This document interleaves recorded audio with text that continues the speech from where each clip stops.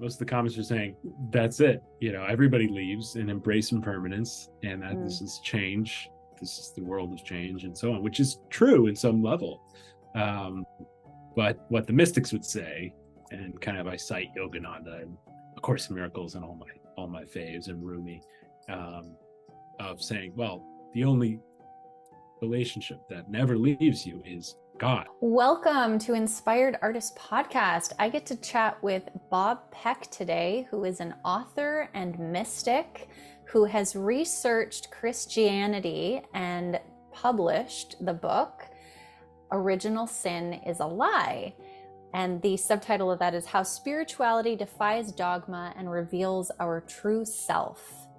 Original sin is a lie. He says the other way to say that is that we are inherent goodness. And we talk about a lot of different spiritual traditions in this podcast episode, just as he does in the book. I read his book over the course of 2 or 3 days. I listened to it as an audiobook and got to chat with him about all different aspects of it and ask him to go into more depth about certain areas. You don't have to have read his book to listen to this podcast, but if you listen to this podcast and enjoy the material, I highly recommend that you go check out the book, which is available as a physical book and as an audiobook, wherever those things are sold.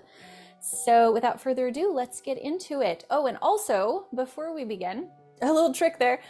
Please remember to like, subscribe, comment, rate, wherever you're listening to it and however that is made available to you. It really does help us, and it takes you just a few seconds to do. So thank you in advance. All right. Hello, Bob. Welcome. Hey, Porter. Glad to be here. I am so glad that you're here too. I am really excited. I heard you on Aubrey Marcus's podcast and was like, I need to hear more about this. And I'm so glad that you agreed to do it. Yeah. So I was just telling you that I finished your book like 4 minutes ago, right before I pressed record. So awesome. Quite a feat. Thank you so much. Thank you. What a great book. I mean, so your book is called Original Sin is a Lie. My assumption about it, even after listening to Aubrey's podcast, was that it was about Christianity, which it sort of is, but there's much more about it on Eastern philosophy and spirituality and religion in it than right. Yeah. It's kind of a love and like relationship with the title, because some people are just like, oh, it's an edgy title, but I guess it's designed to kind of make people double take. I also, I made films for 10 years about spirituality, and all of my film titles are very chill. So I was like, you know what? I'm writing a 5-year book. Took me a long time. It's basically my life's work. I was like, I'm going to really serve up some heat. And frankly, Original Sin being a lie is a cohesive with the world mystics, as you now know, and probably knew before. But, the idea that we're inherent goodness, which is really all Original Sin is a lie means, you're inherently good. That's a theme in the mystic traditions and Eastern philosophy in a lot of great places. So totally. A friend of mine was like, I thought you were just going to debunk Original Sin, the doctrine, for 300 pages. I'm so glad you didn't do that. That's such a good point, because after I got through the first chapter, I was like, I wonder where it's going to go now. He's already dismissed did it.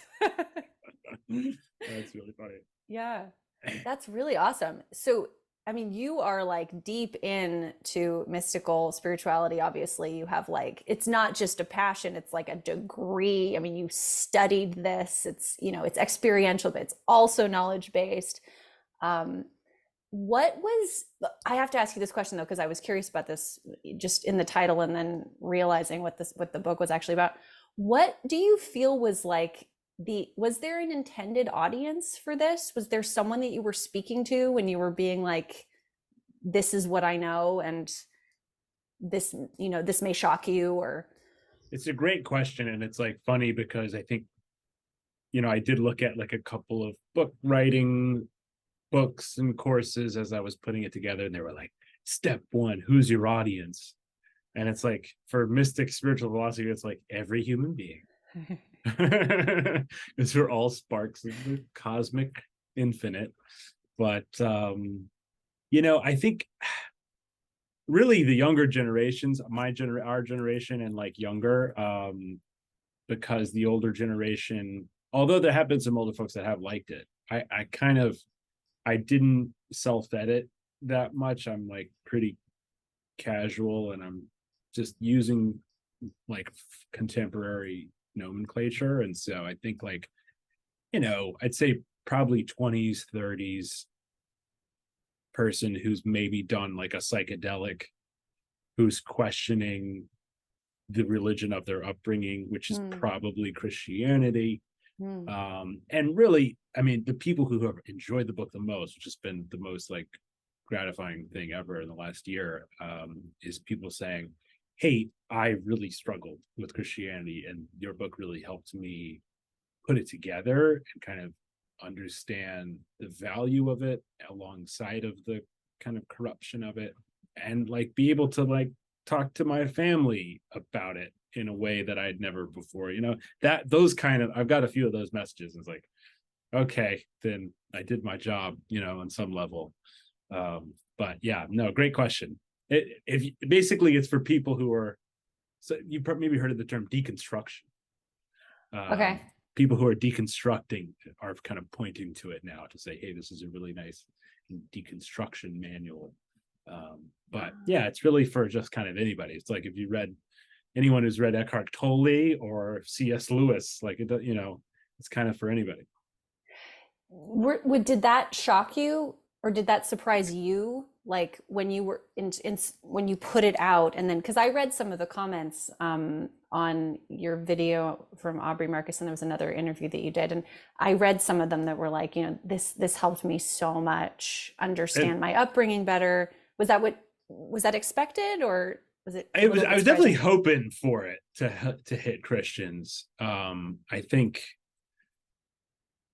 yeah, I think honestly the thing that surprised me a little bit, maybe it shouldn't have, but like I have gotten a lot of vitriol on Instagram and TikTok, and it's because it's from Christians who are just so tight, and it threatens their fear-based dogmatic stuff. But it's like it comes from a place of love, and they're suffering, and so that helps me, they're in a place of fear and uncertainty, so that helps me kind of transmute that a little bit. But yeah, I mean, I have been a little bit surprised in terms of, I mean, even about a month or two in, a guy messaged me and said, I was suicidal, and this is, it was a while ago, he said, but I've been in some really dark places because of my religion, and like I've been on the mystical path, and this really like was a key step for me in understanding this. So it's like, okay, well then, what else is there to do, Porter? I mean, it's like, okay, I helped that one person. Yeah, okay, I'm gonna head out now. It's like, I mean, I think that what motivates me is that there's so many, I mean, there's millions of Christians and millions of religious people that are in the space where like they love Jesus, and yet they struggle with modern church.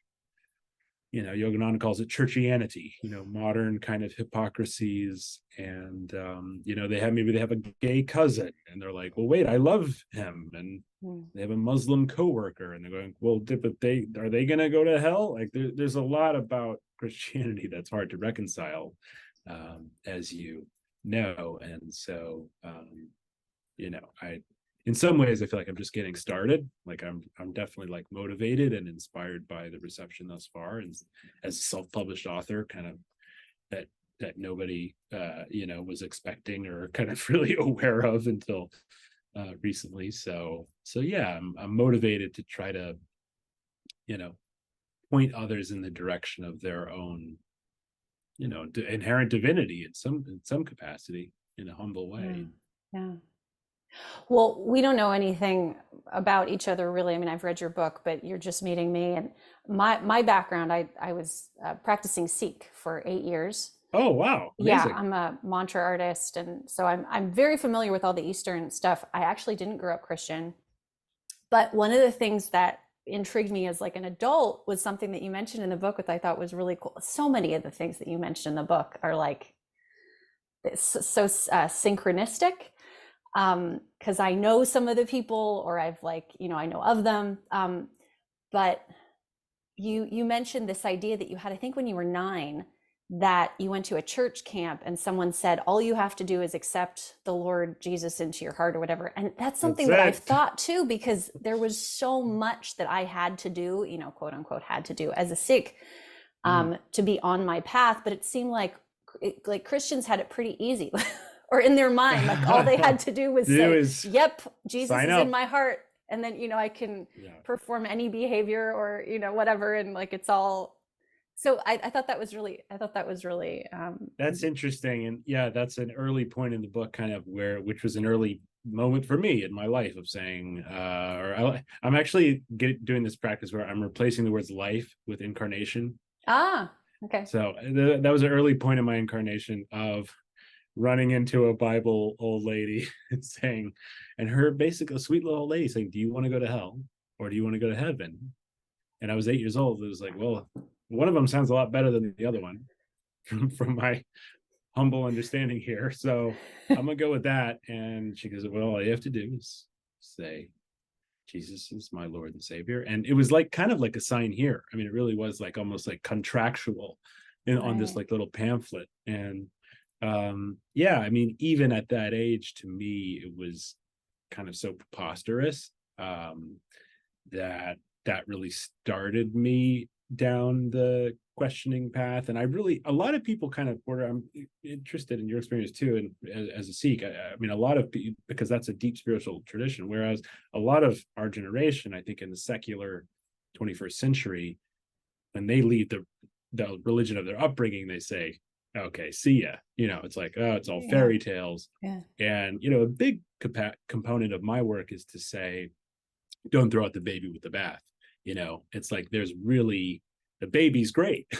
The water's dirty, but there wouldn't be these traditions wouldn't still be prevalent if there wasn't any juice in there. And so a lot of what the book does is try to kind of uncover what came typical, well, in Christianity, certainly what came later, and kind of what's the true initial original true teaching of Jesus as close as we can understand it, using kind of scholarship alongside of the mystical experience. But yeah, there's a lot of places we could go, but I think in terms of what you're saying about Sikhs having to do a lot of things, one of the and Christians not, one of the I made a video about this recently, which is, I think it's in the book, maybe, but like, no one else can do it for you. Mm-mm. That's a very like mystic and Eastern idea that's extremely separate from like the salvation of Jesus. Well, he saved you. It's like, well, yeah. that would be really great. but that's, and this, I realize this is personal for some people, but it doesn't seem like that's the case. It seems like the move is to imitate him. It seems like he was the example to set. These teachers, these traditions, Guru Nanak, Buddha, Muhammad, all the greats of men and women throughout history, they've reached this level of attainment, of almost giving up their individuality. They undo the egos so powerfully that they're just a vessel. And that's what we're all doing. We're all on wheel of samsara, if you will, and we're all just going around and around, undoing our own obstacles to our own awareness, as opposed to kind of this one or done, did you sign the pamphlet or not thing. Right. It seems like a mystery.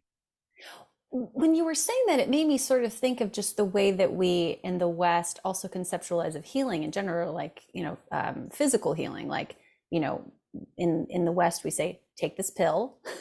In the East, it's like, well, it's, what are you eating? Yeah, it's like it's this whole holistic thing. And you were required, like you were expected to do quite a bit to promote your own healing. Whereas in the West, we have this concept of like the savior doctor, maybe. That's very interesting. I have not made that connection, and you're absolutely correct on the like something outside of you. Yeah. Yeah.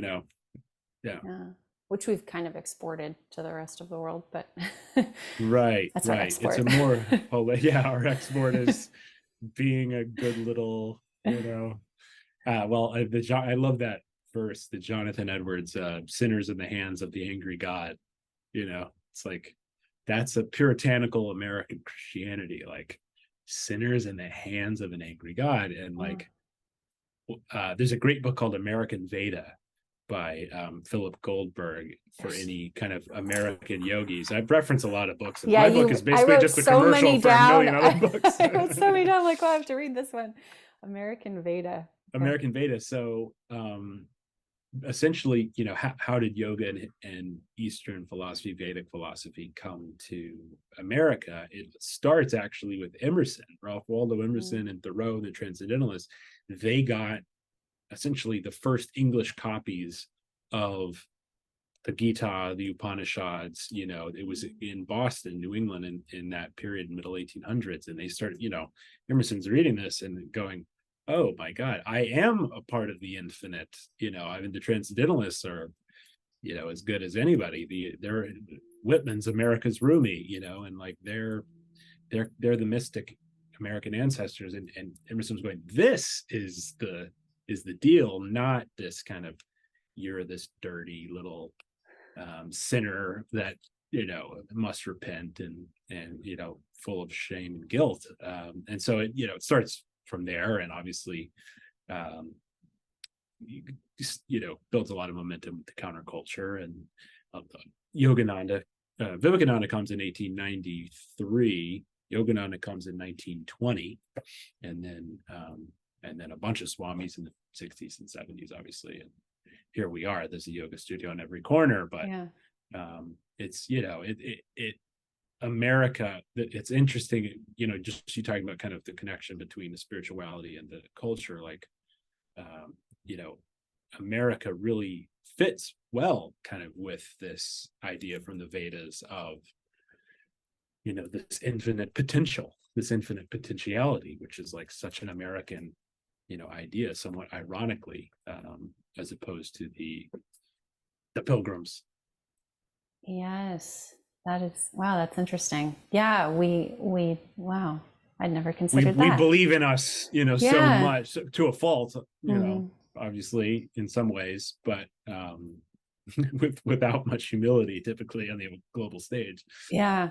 And it feels so identity driven, like personal identity driven, as opposed to like, look at what we've done for each other, or for, community. There's like almost no community in there's pros and cons. Yeah.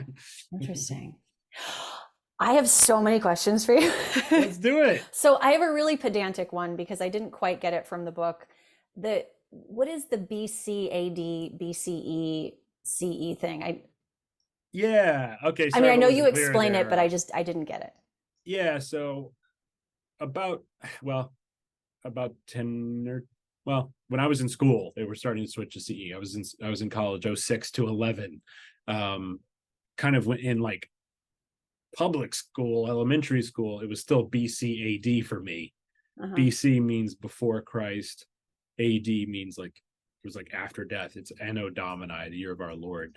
But it's a very religious way to look at BCAD. And then by the time I was in university, they started to say Common Era, CE is the new AD, and then BCE is before Common Era. Okay. So they kind of they hung on to that BCE, but it's just like a they're interchangeable. Non-religious. They're the dates don't change. BCE and CE, exactly. Yeah. Okay. I was for some reason I was getting very nervous as you were saying like 70 about the CE. mathematical. I'm like, we're supposed to like minus 10 or something. Okay, so it's the same. Numbers aren't my language either. Okay. My sister.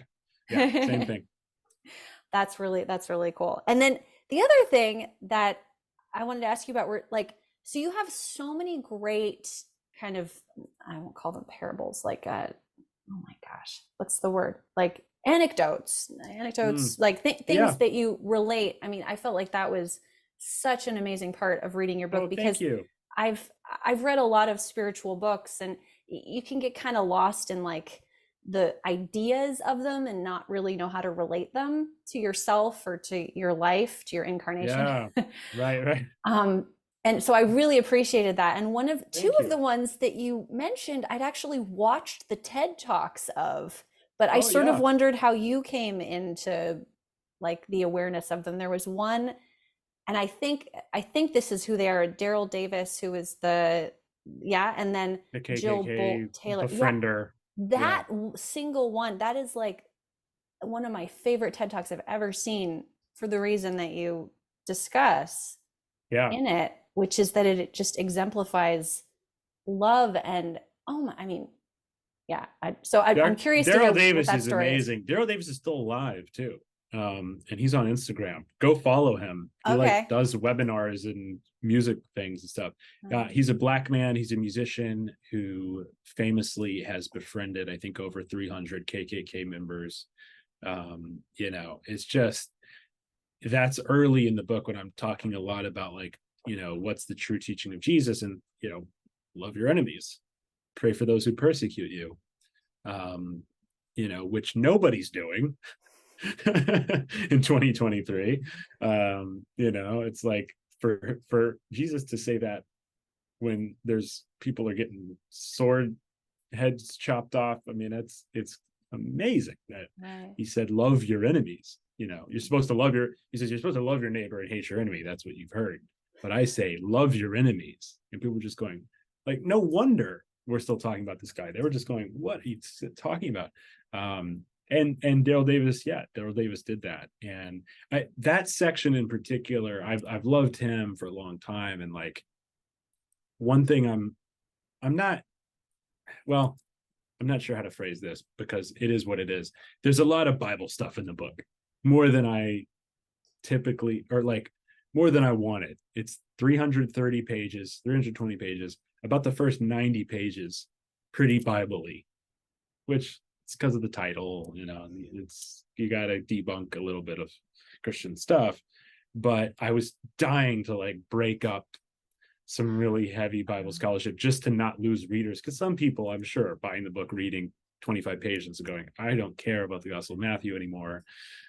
Thanks, but no thanks. And, I get that. But so the Daryl Davis story was like, there's other stuff in here. There's cool stuff. It's coming. And he's Okay, just an amazing, interesting. great, and a living hero. But yeah, I was trying to like not be so, to your point, like I've also read a lot of religious textbooks, and they are pretty dry, um, of just the A to Z, just wall to wall information, and so throw in some anecdotes in there, either from my life or other people's. I actually even the first version of the book was about 40 pages of a kind of an intro to me, like the very early version. I sent it to a writer friend of mine, and he was like, "This is really good, but you need to sprinkle this." He's like, I would sprinkle this out throughout the book and kind of to just mix it up rhythmically. And that was genius because I Mm. mean, that's what I ended up doing, because I had thought falsely that nobody would care what I had to say unless I kind of explained myself first. But that's not true. People want to just enjoy the book and they learn about you as they go. And so anyway, yeah, it was a purposeful kind of change of scenery. Yeah. Yeah, I completely agree with that. I thought that that really made the book amazing to read Thank you. because you need that. Like, I want to feel that You need a connection to the breather. writer. Yeah, but also like I want to like experience what your experience of it is, because like that's Mm-hmm. why I'm reading your book. Right, Um, right. yeah. one of the amazing reveals, the stories that you tell is like what was going on in your mind when you're meeting this business person. Mm, I thought that was really courageous of you to share that, knowing that this person thank would you. see it. Because one, it was so relatable. I mean, we all think these thoughts about people, right? But we don't necessarily share them, especially if we're, quote unquote spiritual people or mystics or whatever. But it's those Thanks so much. moments that make us obviously self-reflective, right? If Yeah. I'm going in, I gotta, it's like, this is my book. This is, if I'm talking about spiritual philosophy, I have to, shine the light on my own like ego tendencies. If I'm, if I'm really able to demonstrate this, yeah, I think the section is called "Proving My Spiritualness," Mm, right? Which is so real, And mm-hmm. I was talking to some friends recently about, kind of ego in the spiritual world, which is, there's no shortage, Yeah. and like, and the worst of it is like the cults and like cult Mm. leaders and stuff like that, people that are charismatic but they're like trying to do the higher consciousness thing, but then people get into it and it's like, oh, it's just a bunch of egos and your Bikrams and whatever. So I think just trying to draw it out and be vulnerable about my own my own opportunities to grow and forgive. Yeah. Yeah. I Thanks for really sharing. appreciated that sort of, um, you included the idea of there being some humanness and egoicness even in these, what did you call it, the truthiest of the truth, like you Mm, felt that you felt this draw to the Eastern spiritualities, but even yeah, then, which I've experienced because I was in what some would call a cult. You even then, you can experience what the Catholic Church is experiencing, or what bigger. totally. uh, And very happy to double down on that with you for your audience, which is every religion, tradition, path has the highest beings of mm, civilization and the most barbarous, you know, abusers of civilization and everybody in between, and to your point, it's like, I think when I left, quote unquote, sounds so dramatic. When I left Christianity, it wasn't quite like that. Some people had very dramatic things where they tell their preacher, like, I'm getting out of here, buddy. And that's not what my experience was. But anyway, when I wasn't a Christian anymore, I was like, that's Christianity's silly, and like Hinduism's obviously the one. mm, And a few years into it, you see the nuance. And yeah, there was in Dripping Springs. I'm in Austin, Texas. In Dripping Springs, there was a beautiful Hindu temple that was rocked by a sex abuse scandal. This guy was taking advantage of young girls, and he actually escaped. He mm. went down to Mexico and made it out to India. I think he's on the most wanted list. Oh The wow. temple changed their name. I mean, it was a pretty dramatic thing, and that was right around the time when I was reading Yogananda, Ramakrishna, Ramana Maharshi. I was just like, this is, they have everything, and it's like, Yeah. oh well, they have this too, Yeah. They and have. at the same, sorry, Oh, go oh ahead. no, go ahead. Well, I was just going to say, and then in terms of Christianity, I've done a lot of food bank work. I mentioned this in the book too, Mm, and about almost half of that time, about the past decade, has been at a Methodist church, and they are Christians that are living the Sermon on the Mount. Every mhm, Saturday they feed about 300 working poor and homeless, and mm. they're the kind of Christians who are like, see the Christ in the person you're serving, you know. And they're the ones who would be like, "Can I pray for you?" And it's just like, oh, absolutely, please bless me, you know. That was a really beautiful moment too in your book. It's so fresh in my mind, which is nice. It's I can see it. So you're driving and you see this billboard that's like, I don't remember the exact words, pray, repent.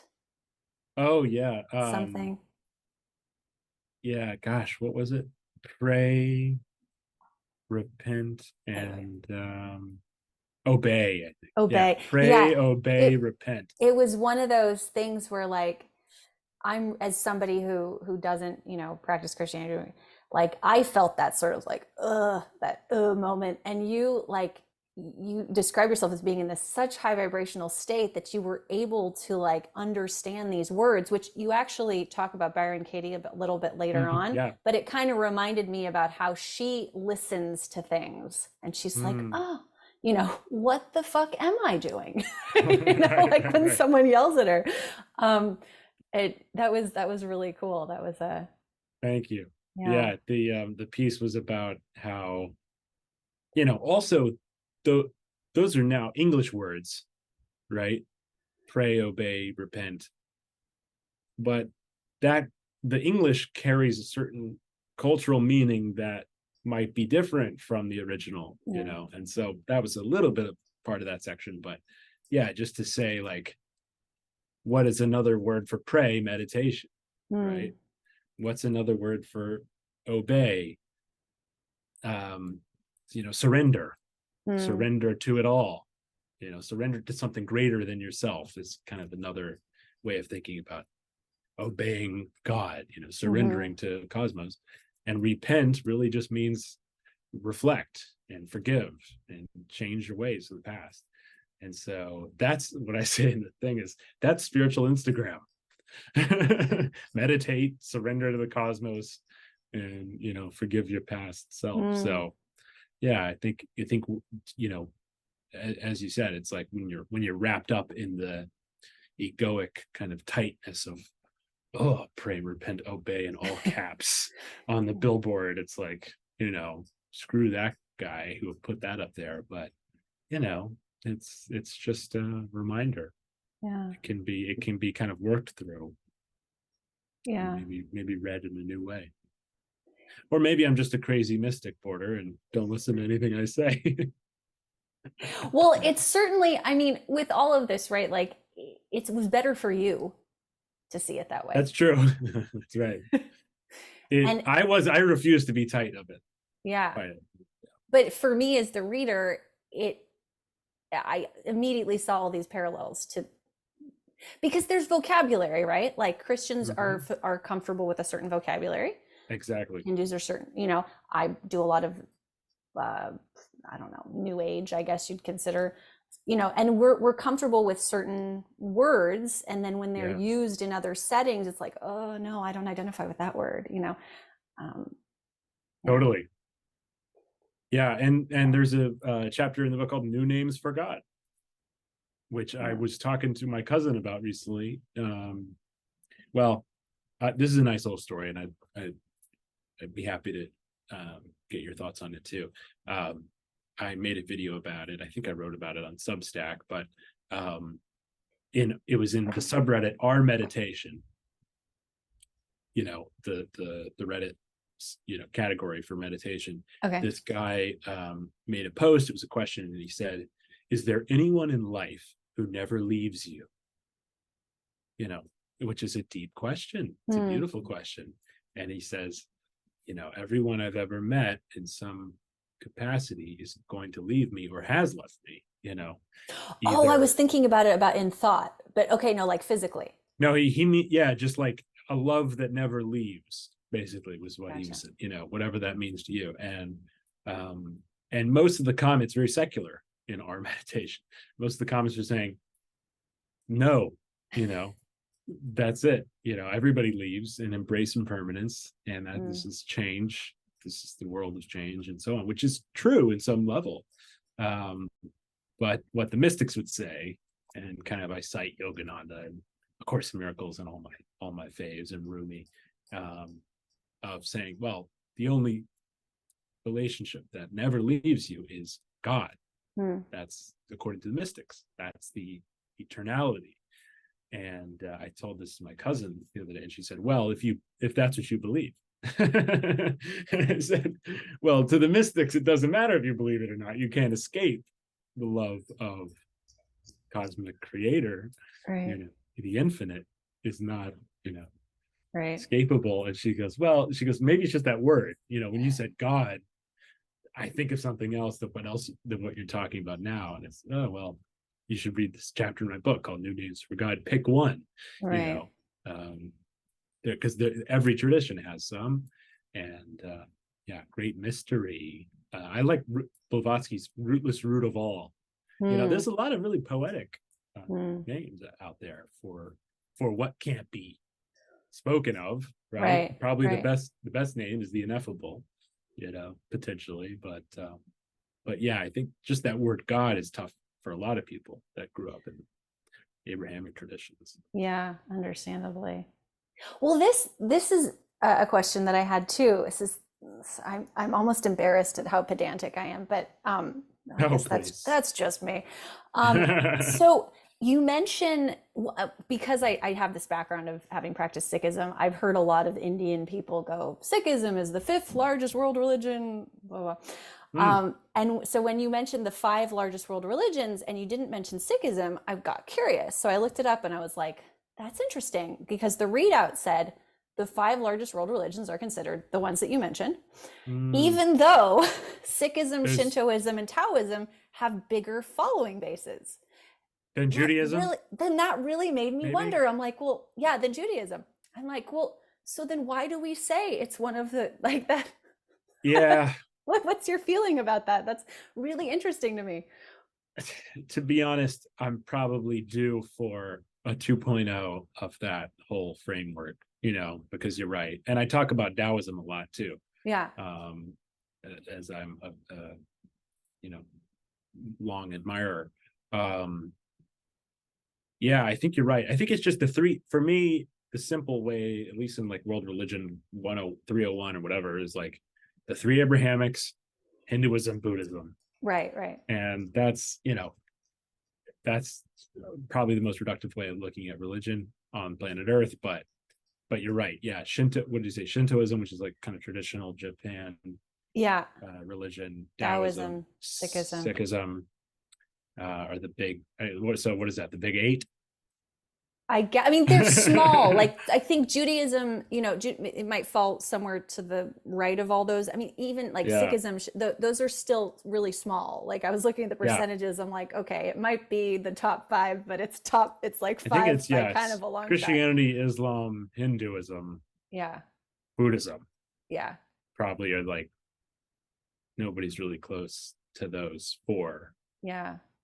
There's a big skip. But then here's the other thing. Those aren't monoliths either, right? So because they have how many denominations of Christianity? How many differences in Islam? There's at least 3 in Islam. There's at least 3 in Buddhism. You know, the Mahayanas and the Vajrayanas disagree about this text. And I think it was Gandhi who said, because this is the 50s, but he said there's 4 billion religions. Which is good. Now there's 8 billion, I guess. You know, that's a good way of looking at it. Oh, I like that. I've never heard that before. That's great. Yeah, everybody has their own interpretation of what they're doing. There's 4 billion. How many religions are there? Maharaji, Mahatma. That's great.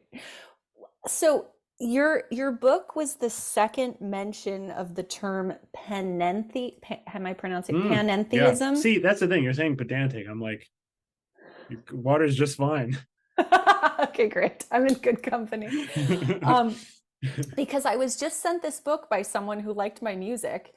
He had written a prayer book, and in it he mentions that he is a panentheist, not to be confused with pantheist. Yeah. You explain the difference.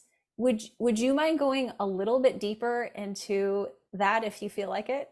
Sure. Yeah, I'd love to. I believe the term comes from Alfred North Whitehead, who was a pretty famous academic on mystic philosophy and spirituality, and just famous philosopher, professor, alongside, I think his student was Charles Hartshorne, who kind of further popularized the term. But yeah, they basically, and like Max Muller, who was an early German scholar of like the Vedic tradition, you know, basically they kind of realized once you read enough of these sutras, that pantheism is productive in terms of saying, oh, God is in everything. These Hindus are pantheists because they see God in everything. And that's really not quite accurate, kind of from the ontological view or definition of God within Hinduism. And again, if you want to talk about not a monolith, it's Hinduism. There's really even no Hinduism proper. These different sects of different,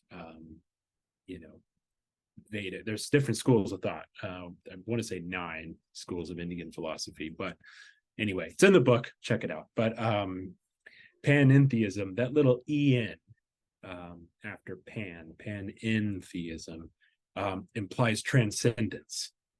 So not only is God in everything, God is also beyond everything.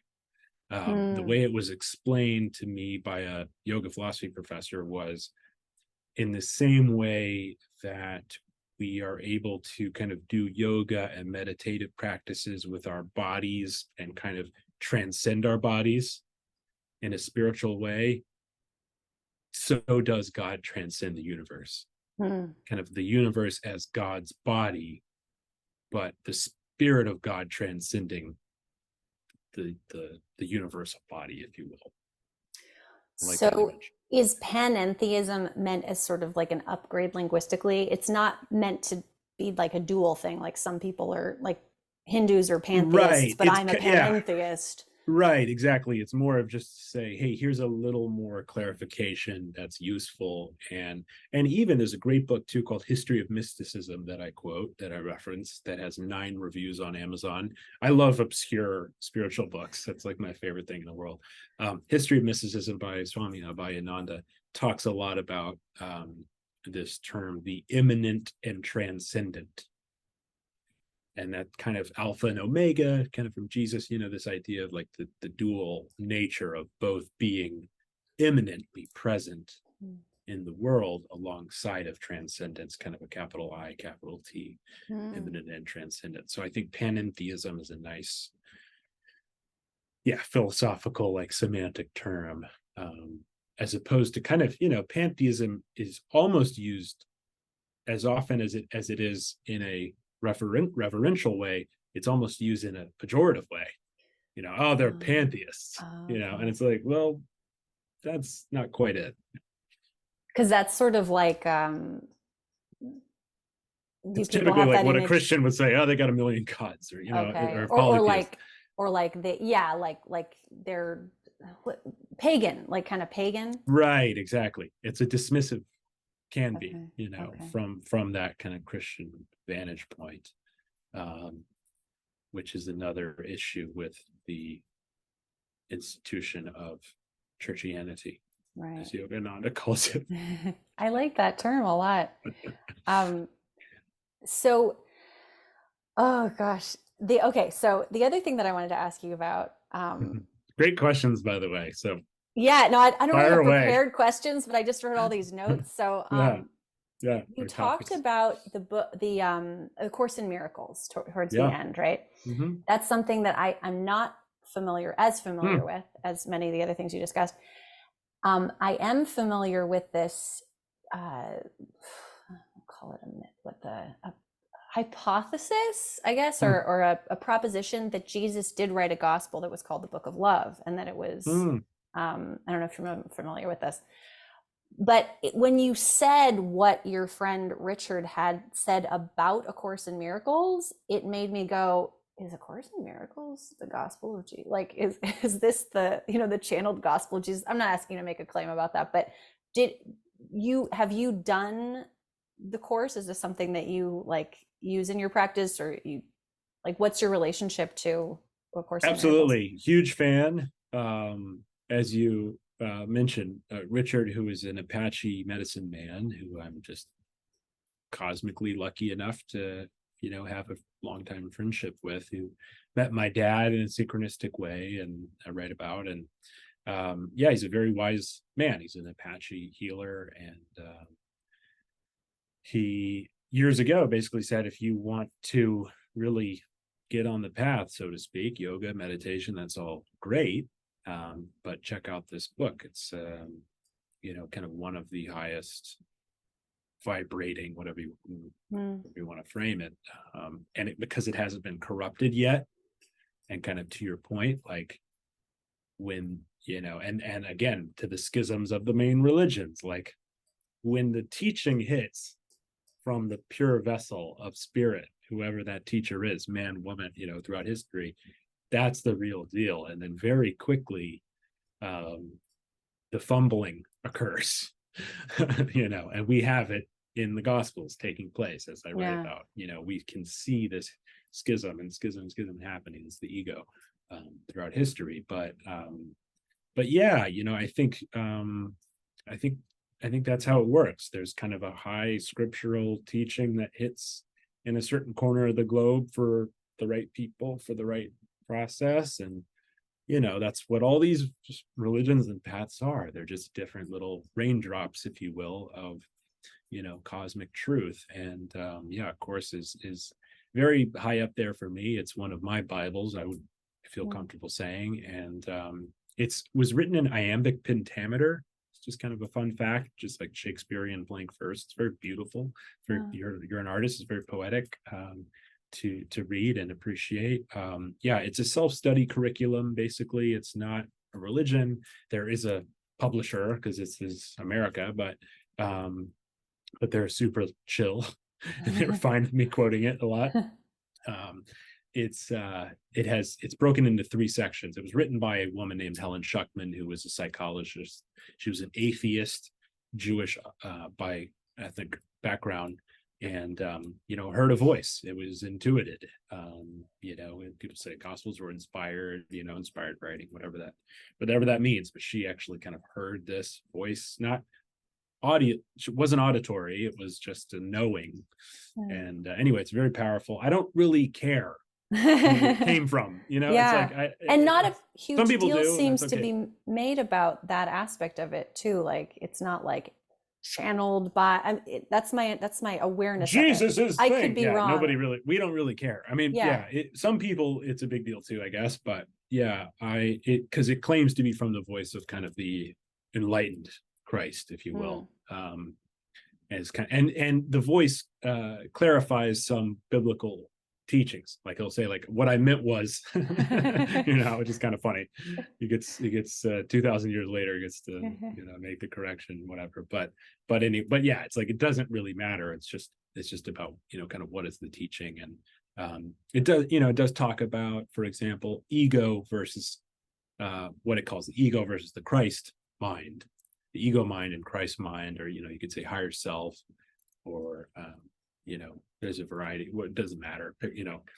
Angel and devil. Whatever the image is. But we kind of have these 2 separate voices in all of our internal compass, if you will, and the primary teaching, of course, is this kind of radical compassion that takes place in the form of unconditional forgiveness, kind of being able to forgive any. It says fear binds the world, forgiveness sets it free. By judging others, by placing guilt on other people and ourselves, we imprison ourselves. And it's been called the Christian Vedanta because it uses kind of Christian terminology and kind of from a Vedic lens. So it was right at home for my my background with Jesus scholarship and Hindu love. But it's very powerful. What I was going to say was it's kind of has an academic format. So it has the text, which is like 30 chapters. It's a life study, honestly. Text, the workbook, which is 365 lessons that are like a daily lesson, just a meditation. And then the third is the manual for teachers, kind of after you've gone through the text, and then the workbook. Then you kind of get, now that you're ready to like talk about this stuff, kind of more guidance there. But it's a lot of material, and so it's very kind profound. Is it like a sort of a self-certification? Essentially, Yeah. Huh. Yeah. I mean, you don't like get a LinkedIn badge or, you know what I Sure. mean? Like, but I've gone through the lessons twice. And so I'm hanging out in the manual for teachers now, but I'm still reading text, and I kind of Ouija board it. It's like I've read it all a couple of times. So now I'm just kind of like, what's my message today? And yeah, getting a lot of really nice insights from the manual for teachers, and yeah, highly recommend. What was your, do you remember like what your transformational moments in reading that were like? Oh, there's just so many great lines. So let me give you guys a couple um, as I save all my favorites. The fear binds the world, forgiveness sets it free. This is maybe the best one. The holiest place on earth is where an ancient hatred has become a present love. Wow. I mean, I think, it's like so many people are the Holy Land, for example, Mm, or this is a sacred spot of land. And it's like none of that matters at all. The holiest place on earth is where an ancient hatred has become a present love, where forgiveness has taken place, right? Lesson 41, it says, deep within you is everything that is perfect, ready to radiate through you and out into the world. It will cure all sorrow and pain and fear and loss, because it will heal the mind that thought these things were real and mm, suffered out of its allegiance to them. mm. Okay, last one. When a brother acts insanely, he is offering you an opportunity to bless him. His need is yours. You need the blessing you can offer him. There is no way for you to have it except by giving it. So it's it's almost psychedelic in that way, of kind of the mirror land and projection land. And, I think Swami Vivekananda has a line where he says, be thankful that someone brings ill will to you, because you get to, forgive them or do Right, goodwill towards them, right. and in that section in my book, where I introduce, of course, is that how can you have a comprehensive chapter on this thing? I make the connection between Advaita, which is a Vedantic philosophy, Advaita Vedanta, which is Sri Ramana Maharshi, Nisargadatta Maharaj. There was a few teachers. It comes from Shankara, Adi Shankara, who's a medieval Hindu Mm, teacher. But there was a couple of guys in the 1900s that were unreal and enlightened and awakened and so on. And they have quotes that are insane, and they sound very similar to A Course in Miracles. So mm. it was very, maybe kind of to come back to your original question, those are some nice ones that I just read, but it really, got me super excited when I would see, oh my God, Sri Ramana says something almost word for word. And Yeah. some of the stuff in A Course sounds just like the Advaita. So When you I love those connections. when you read those things or you do the homework, or are you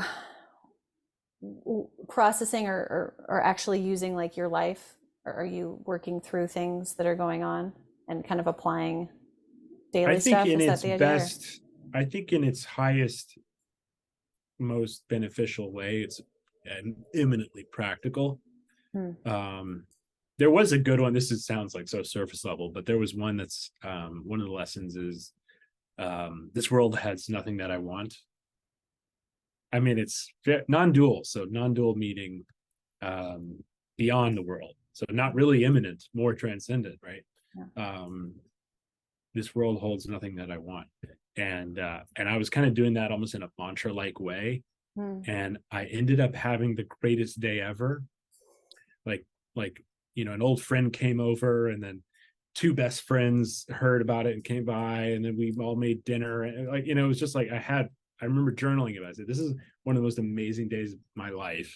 We just laughed all night, had this great time, and all day the mantra was, um, this world holds nothing that I want. It's almost like it created this level of like complete unattachment to expectation, that then kind of the universe, or as it, as kind of the mystics call the dream, the dream served up a resistance free, joy. So that was a moment that was significant in a practical way. that's neat. I've been aware of Byron Katie for not that long actually. I her name was sort of floating through my experience, and then Mm. somehow I read her book and needed to watch the videos to understand the book. Same. Yeah. The videos are very good. The book is not as good as the videos, but yeah, Yeah, she was yeah. amazing. But one of the when as you were saying that, one of the things that it is difficult for me to sort of cut through is like I see the ease with which she walks through life. Like I recognize Mm. it. I also can't quite like make the connection to how she actually lives a life because it seems the way you just described that seems like something I could do. But the fact that like she doesn't believe that she just walked like she knows she didn't just walk through a door, she didn't eat cereal for breakfast because that's not what's happening in Where's the your present proof? moment, right? Whereas I mean that's sort of I just sort of go like how that must I don't know, that feels so destabilizing um to on one level, and then I get that she has such immense peace from it, but I just sort of wonder like what happens to like all these people in your life Her who logistical. or yeah, I don't Stephen know. Mitchell, her husband, Stephen Mitchell, who's a Zen practitioner and writer, translator, brilliant Yeah. spiritual guy, he has a couple of really great interviews on podcasts talking about what he calls in his relationship, like he's like I'm making love to the Buddha, he's Ah, essentially married to what he considers to be a nearly enlightened person or awakened yeah. person basically, and he tells some funny stories Oh, about I'd love to hear um that. If you, yeah. Oh, where it's is that?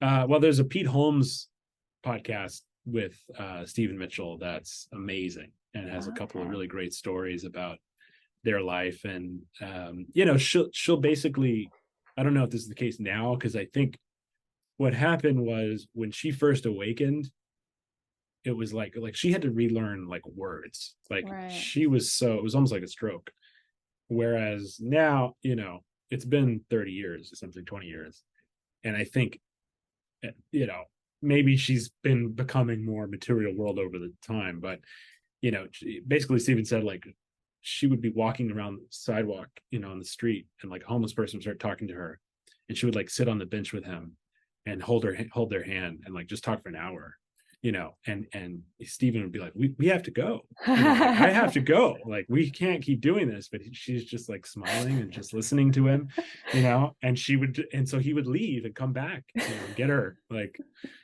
so it's just such a like just skipping through life, it's like mystic, I mean that's kind of like someone on acid or something, like just Yeah. being really really blissed out of just no attachment, no time, Yeah. yeah, it's pretty profound, but I think she's on one of her last incarnations for sure. I think she's on the way out of this place. Wow. Yeah. Thank you. I will listen to that because that's been a question that's been kind of in my mind for a while. It's like, yes, but how do you do life? That's a good question. Oh, I can't help but not mention towards the end of the book, I cite a story of hers where she was famously had a gun pointed in her face, yes. and she said that the first thought that came up was, I hope that he doesn't do that to himself, Yeah.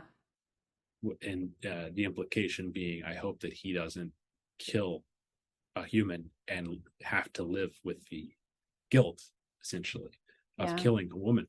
Me. Yeah. Yeah. Zero fear, zero, just unconditional love and compassion. And I think that's the game here. Right. That's the Jesus forgiving killers saying, forgive them, Father, for they know not what they do. He's getting killed brutally. It says, you know don't Yeah. worry about it, guys. It's like, that's because you can't kill.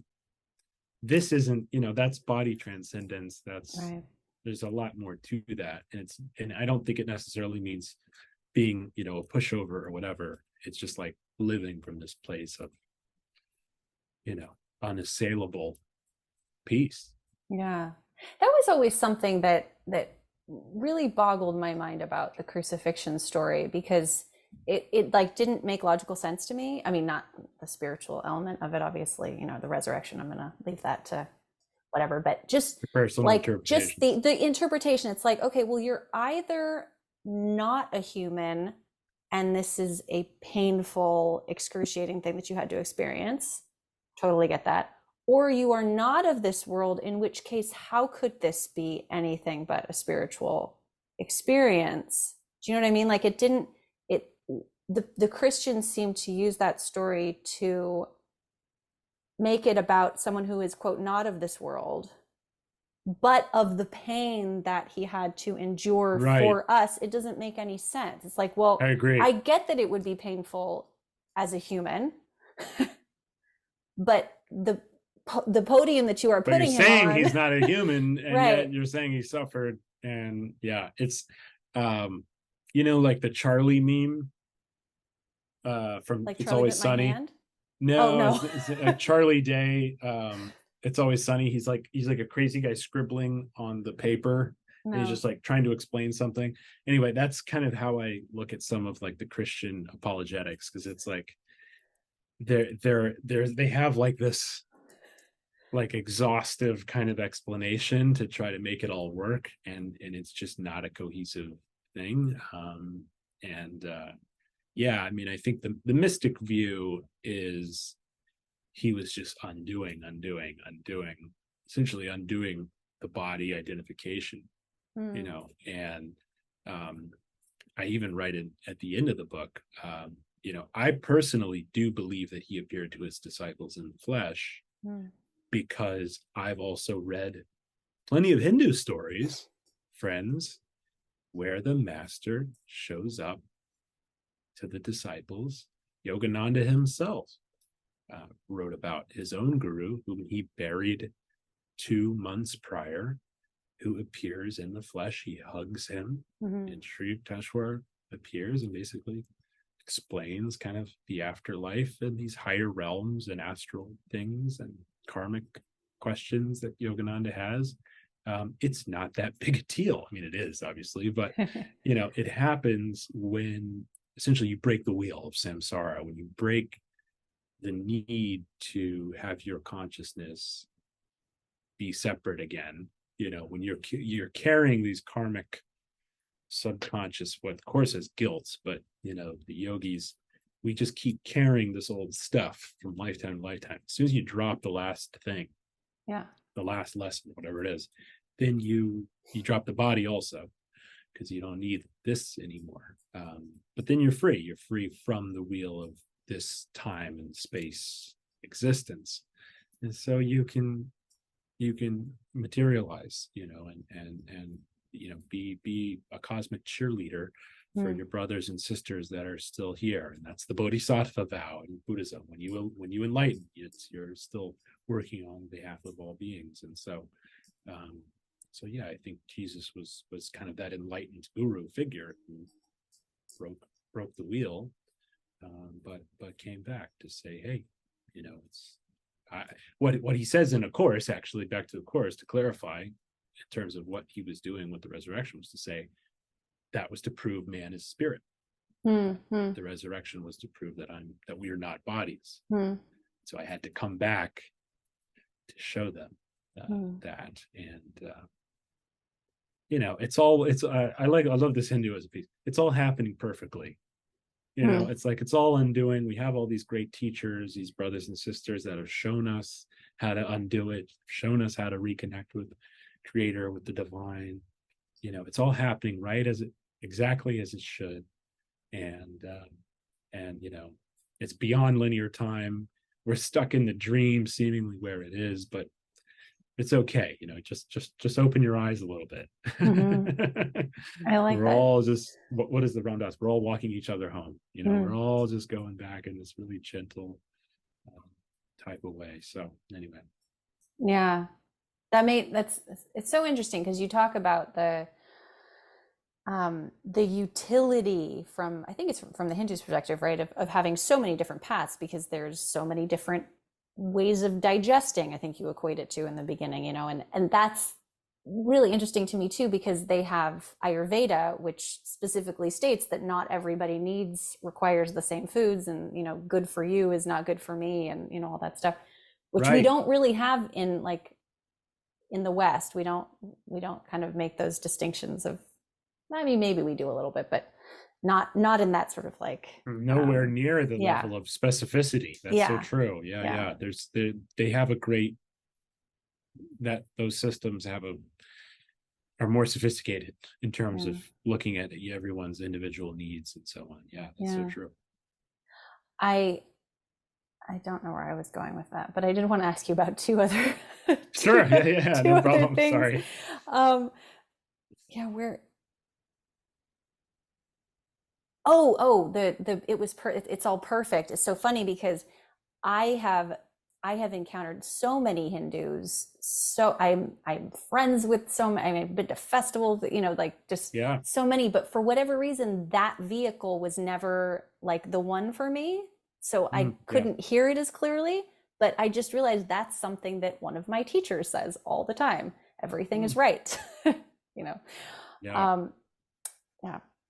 Shout out to Gary Bodley, who's been on the podcast. Oh, Um, beautiful.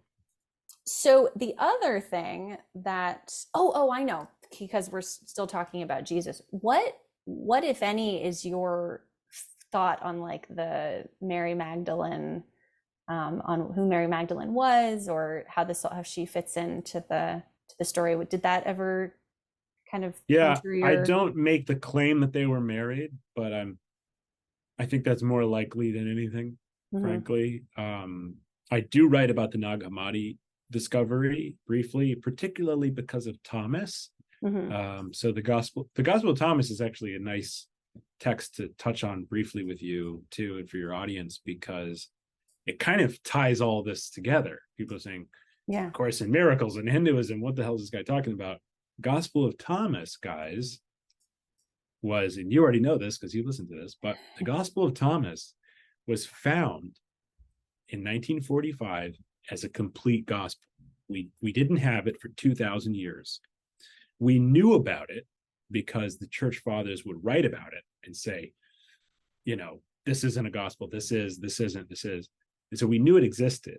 And we even had scraps that were found in a dumpster in Oxyrhynchus, and about 100 years ago. But in 45, a shepherd in Egypt was chasing a goat and went under a boulder and found these jars. It was 13 leather-bound books, contained about 50 different texts. And the Gospel of Thomas, in my view, is the most significant find, because it's a complete gospel. And I do make the case in my book, as not a scholar, but as a student of scholarship, that I do believe it is the earliest gospel that we have. There's not a consensus on when it was written, and I'll get to why it's important in a second. But some scholars say it was before Mark. Some scholars say it was after John. Hmm. So there's no consensus on if it was the first or last. There's disagreement. But the reason I think it's so early, at least contemporary with John, is because about 70%. Well, first off, the Gospel of Thomas is 117 sayings of Jesus. It just says, Jesus said, Jesus said, Jesus said, Jesus said. About 70% of those sayings are in the New Testament Gospels. So we have the mustard seed, we have the wedding garment, we have tell me what I'm like. People who are familiar with the Bible will know those parables. Hmm. And what's crazy, Porter, about those Thomasine versions is that they're simpler. First of all, there's no plot, which means that this is rudimentary, right? Unlike the Gospels, which are rich narratives.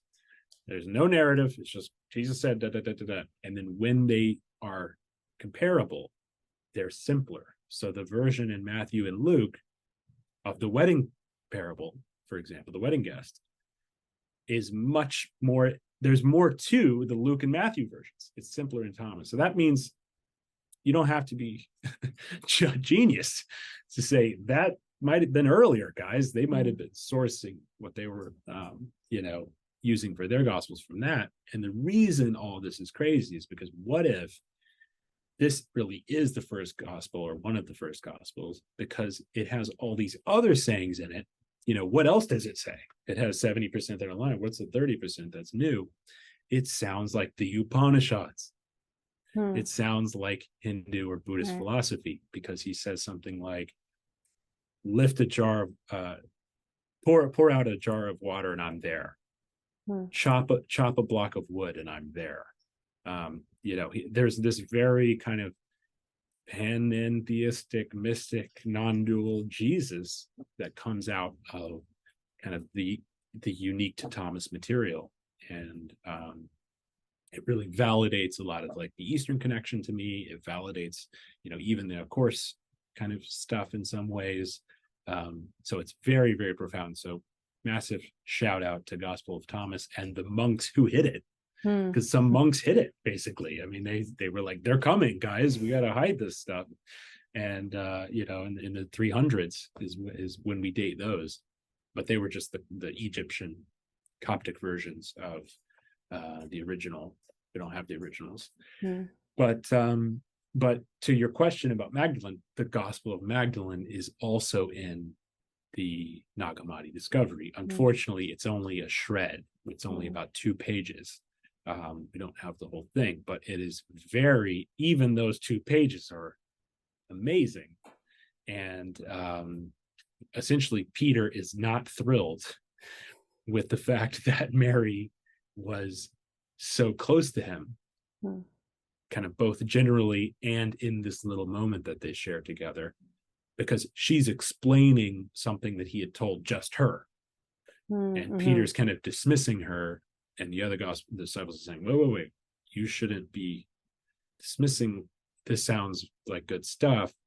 But Peter can't get over the fact that she was the recipient of this kind of knowledge about astral. He's talking about souls and spirits. And it's very interesting. And, again, Nag Hammadi is extremely historically reliable in terms of its earliness. So I think it's very likely she was his wife, which it would have been more, it would have been very exceptional for a Jewish rabbi to not have a wife at his age in that period.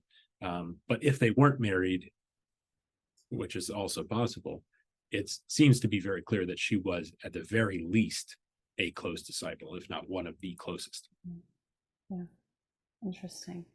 She's not the prostitute. It's like a lot of Americans and Christians think, oh, Mary Magdalene. No. As a different character. Right. She was very close with him. Yeah. I love that story. We won't go into that right now.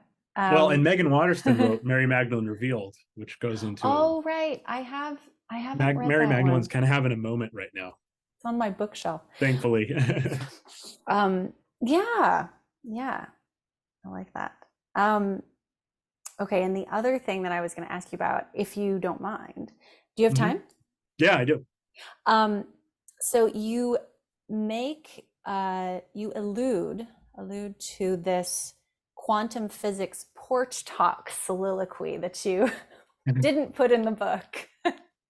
But I wondered if we could kind of, if you feel inspired, if you want to chat about quantum physics from your perspective. Obviously, I understand that you're not a physician or a physicist.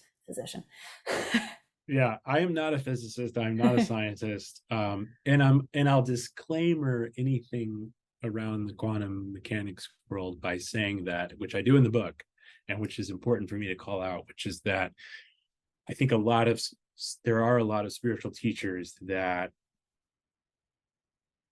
despite their good intentions, have kind of said, hey, quantum physics proves spirituality. And that may be true in some ways, but it's also not. That can do a disservice to the quantum physicists who have spent their lives studying this material. And there's a little more to it than that. And so I'm hesitant to, I watched What the Bleep Do We Know 20 years ago, obviously.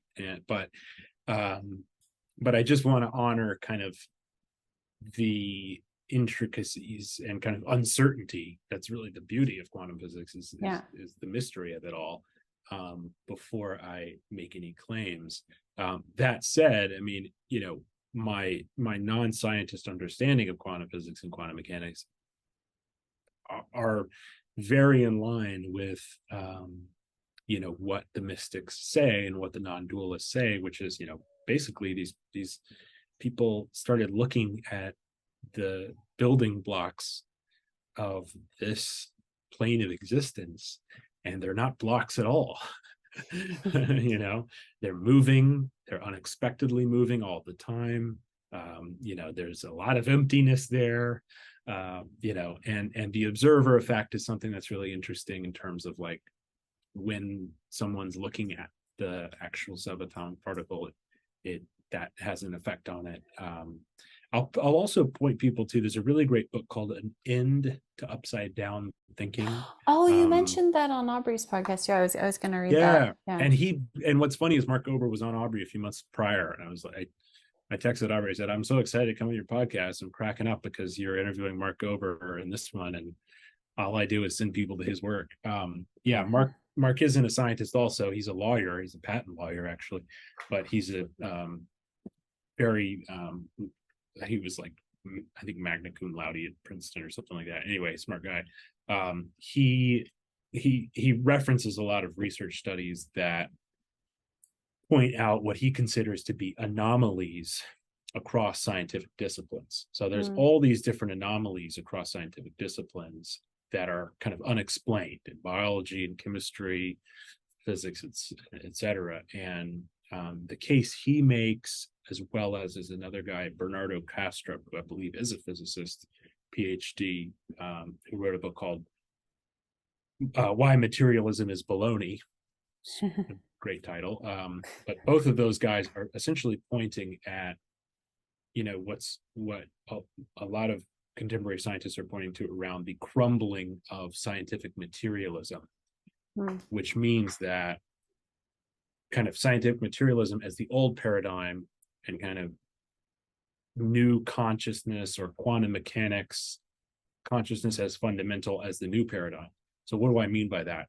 So in the scientific materialism view, which is the previous kind of since Newton, 300 years or more, matter is the foundational, you know, building block. Matter, and then chemistry, and then biology, and then, you know, fauna, flora, humans, human brain, consciousness, right? That's the pyramid.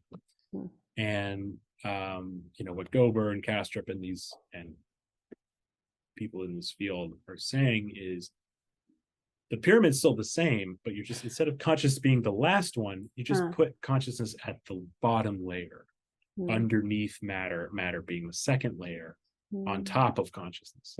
And the case Gober makes in his book is that once you do that, most of these anomalies, if not all, make a lot more sense when you have consciousness being fundamental.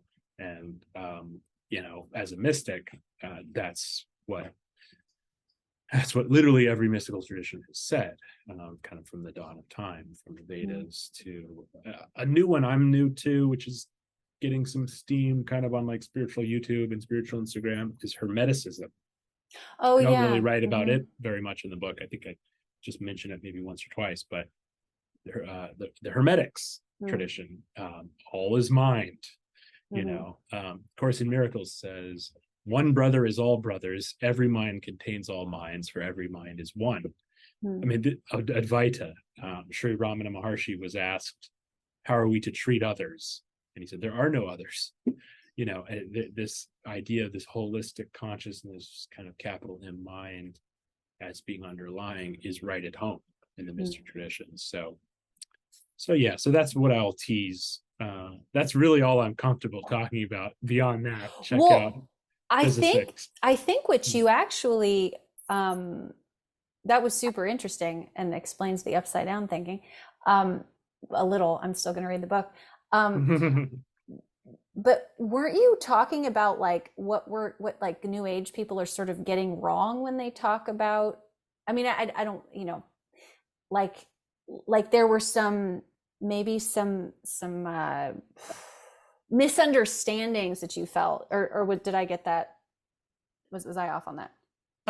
Well, I have a very good buddy who's an old friend of mine, philosopher. He was a physics major, and he's the one who really helped me firmly establish that viewpoint that, I even had the tendency 10 years ago or so to say, oh, quantum physics, it proves spirituality. Right. And like, I realized I kind of just did that, right, in that longer explanation.